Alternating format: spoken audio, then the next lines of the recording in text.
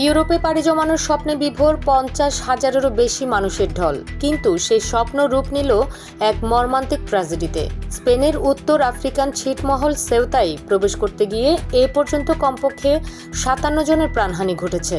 মরক্কোর ফোদিনেক ও বেলিউনিস শহর থেকে প্রায় 5 কিলোমিটার পথ সাগরে সাঁতার কেটে সেউতায় পৌঁছানোর চেষ্টা করছিলেন হাজার হাজার অভিবাসন প্রত্যাশী, কিন্তু প্রচণ্ড ঢেউয়ে ডুবে এবং সীমান্ত অতিক্রমের সময় পদদলিত হয়ে মারা গেছেন এদের অনেকেই। তবে সেনা মোতায়েনের পর পরিস্থিতি বদলাতে শুরু করে। ইতিমধ্যে প্রায় 48,300 জন মানুষ আবারও মরক্কোতে ফেরত গিয়েছে। হঠাৎ কেন এই মরিয়া চেষ্টা? স্পেনের প্রধানমন্ত্রী পেদ্রো সানচেজ জানিয়েছেন, স্প্যানিশ সুপ্রিম কোর্টের সাম্প্রতিক একটি রায় নিয়ে মানব পাচারকারী মাফিয়া চক্র মিথ্যা গুজব ছড়িয়েছিল।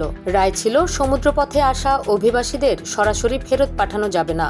এই আইনি ব্যাখ্যাকে বিকৃত করে মাফিয়া চক্র লাখ লাখ মানুষকে বিভ্রান্ত করে সাগরে নামিয়ে দেয়। যদিও মরক্কোর অধিকার কর্মীরা বলেছেন, সাধারণ অভিবাসীরা এত আইনি জটিলতা সম্পর্কে জানতেনই না। সানচেজ এই ঘটনাকে স্পেনের ভূখণ্ডগত সার্বভৌমত্বের লঙ্ঘন বলে আখ্যা দিয়েছেন। বর্তমানে দুই দেশই সীমান্তে সেনা মোতায়েন করায় সেউতায় অনুপ্রবেশ পুরোপুরি বন্ধ রয়েছে। সাগরে ফেরত আসা এক মরক্কন তরুণ জানান, সেখানে খাবার ও কোনো মানবিক সুযোগ সুবিধা ছিল না। স্প্যানিশ বাহিনী তাদের বাধ্য করেছে ফেরত আসতে। আফ্রিকার সাথে ইউরোপীয় ইউনিয়নের এই সীমান্ত আজ এক করুণ ইতিহাসের সাক্ষী। উদ্ধার কাজ এখনো চলছে। নিহতের সংখ্যা আরও বাড়তে পারে বলে আশঙ্কা করা হচ্ছে। আন্তর্জাতিক ডেস্ক, খোলা কাগজ, ঢাকা।